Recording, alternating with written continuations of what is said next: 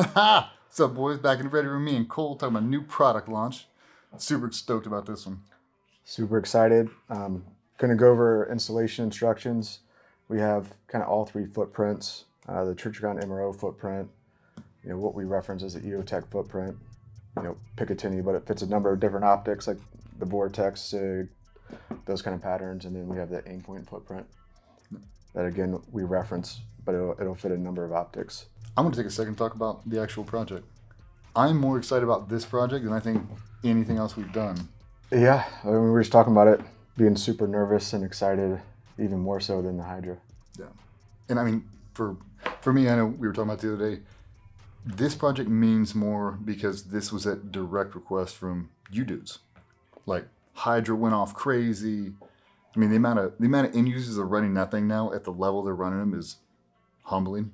Yeah, it's crazy. It keeps growing. Yeah, the feedback to see, the body cam footage of people using them in real life, it's hard to put into words.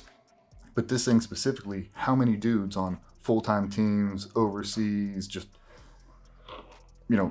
responsible citizens are like, hey man, I love the 291 Optics Center, but we don't run lasers. We don't run night vision. We're never going to. It's not in our charter, not in our wheelhouse, but would you guys make one without the pick riser for the laser?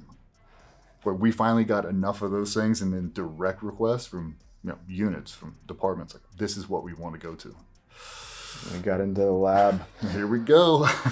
10 months ago, yeah, almost a year ago, and started cutting up Hydras and trying to figure it out, make it better, be able to give you guys the answer of why we do what we do and what makes up, our mounts and thought process better. Yeah.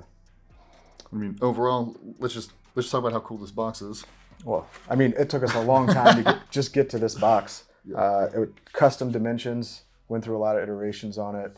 How does it open? What does it look like? How does it feel? The creative team killed it. Matte black, got the topography on it.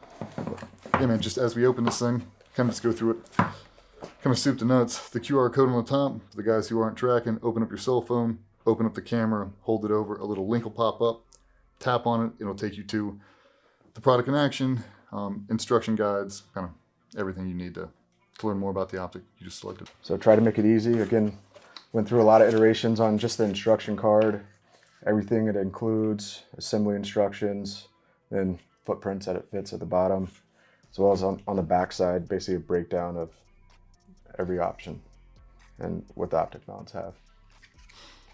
I'm going to say this now, and I'm going to say it multiple times. Don't throw away the foam, because all your tools, all your keys, if you lift the foam up, they are located on the backside.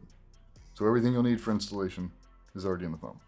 And then you got a cool box at the end. A little keepsake for yourself. Something I add on too, it doesn't come with the mount, but this fix-it stick torque wrench has a torque rating 45 inches pounds, which is the exact rating to the custom screws that we did. So each one of these mounts has 2 custom screws. They're stainless steel heat treated black nitrided. Same with the clamp bar, stainless steel heat treated black nitrided. We did that for a couple different reasons, but the biggest one was to avoid any rusting. That was kind of our best solution. We consulted engineers, people that have bigger brains, a lot more experience.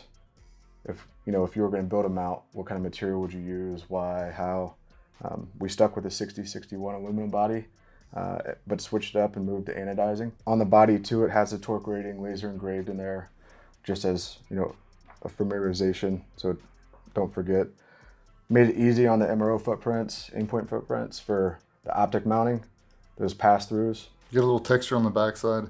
On some of the test prototypes we had, even for the Hydra, we added those in there. There's a little bit of a glare for the end user and a clean pass-through for the guys, the units, departments that require you to have backup iron sights. We can still get a clean pass-through there, but that just avoids a little bit of the glare we were sometimes getting depending on Cerakote, the actual texture, the anodizing. So that kind of solves it all. But yeah, really stoked about the clean pass-through holes. It makes installation so much easier, and that was really one of the biggest points we were fighting the entire time. It's like, how do we make that an easier installation? And yeah, we did take the time to do engrave GBRS into those custom screws. You wouldn't believe if I told you how many hours Cole has into the development of these screws, or the conversations, or the sheer amount of times he has said stainless steel heated black nitride screws. I think he's well over 10,000 reps. Say it 10 times fast. Yeah. But yeah, so I mean, everything in here is purpose built, like Cole said, and we've got an engineering design team behind that essentially is what we said. Like, we need this footprint, make it whatever material you recommend, let's go, and we're just going to beat the hell out of it and see what works. And yeah, we love it. We've been passing around a bunch of different end users, getting their feedback, and yeah, it is quickly becoming a fan favorite. I think just for the versatility of it. And two, we kept in mind when you mount it, given the ability, you put that optic on there, to use the Unity riser that they helped us with, so it flips up to the 291 optic center line, but allows you to move it as close as possible that you want, depending on your offset and your preference. So a lot of thought on just how long or how small this body and base was. Yeah. Unscrew the screws to take the clamp bar off to get full access to the pass-through holes. So what that means for you is we are going to do this before we mount this mount to the rail system. I mean, you can do it the other way. It's just going to be a nightmare to try to sit here and make small fine-tune adjustments. So when you remove them all the way, you can see how this screw is offset, not aligned, to make sure that it fits in smooth like that. But also when you're taking these screws out, they have washers that are right here. So make sure you don't lose those. So we need to go back in there. With it completely disassembled, got a clean pass through. Allows you to help mount your optic. When you are mounting your optic, this bevel is going forward. So just remember, look for the texture towards the rear. We don't have in the front because it's not the way you're going to be looking for it. But obviously because the T2 footprint can go kind of ambidextrous, but we want the texture in the back facing towards you.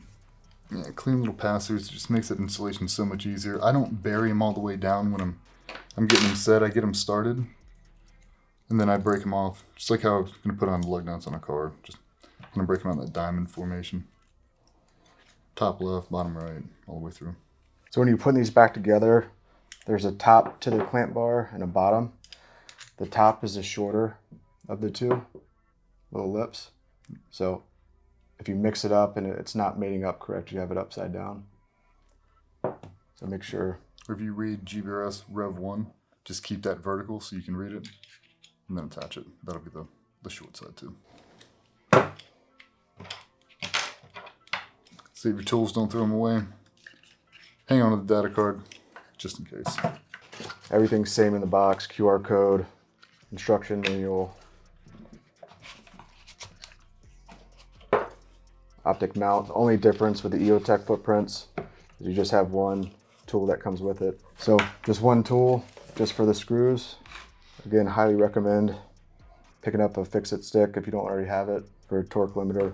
Yeah, so Fix-It Sticks is the name of the company, and they come in a variety of different inch pounds for all the torque ratings. And from our design firm, we asked them recommended torque specs. For that screw, it is specific 45 inch pounds. Yeah, and we got a lot of feedback of it, so just trying to make it easier for people if they're like, where do I get it? You can still get it with us, but it's great because you don't have to worry about stripping out any screws and tighten it down to where it is. So, you know, the EOTECH footprint also can fit anything else, whether it's a SIG optic, Vortex optic, that all clips on here. Mount it just like you do Anything else? for any other mount. Just be mindful. I know some guys are trying to rock this thing up forward, like a little far forward, like try to max out that Picatinny. Just understand that when you do that, it creates a gap on the back. So if you're running a magnifier riser, for us, we try to keep it flush in the back. That way we can get the magnifier riser. Do you have one here? Yeah. You take? Yeah.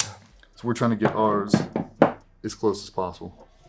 So if we mount it far forward, it's just more of a gap. You can still get it through, but that'll be about as clean of a purchase as you can get. So yeah, again, GBRS Group Lerna, standalone optic mount system, available in EOTECH, MRO, Aimpoint T2 footprints.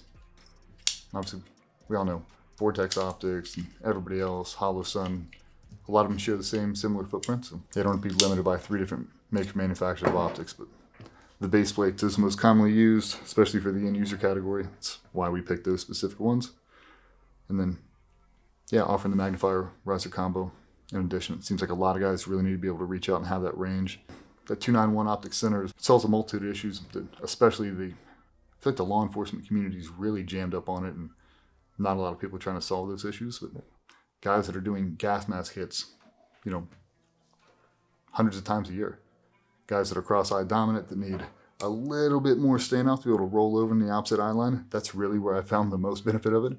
Trying to train those cross-eye dominant shooters, that 291, it is lightning fast. And because those guys have been fighting through that their entire career. It's like, give them a little more standoff, we roll it over the opposite eye line, your true dominant eye.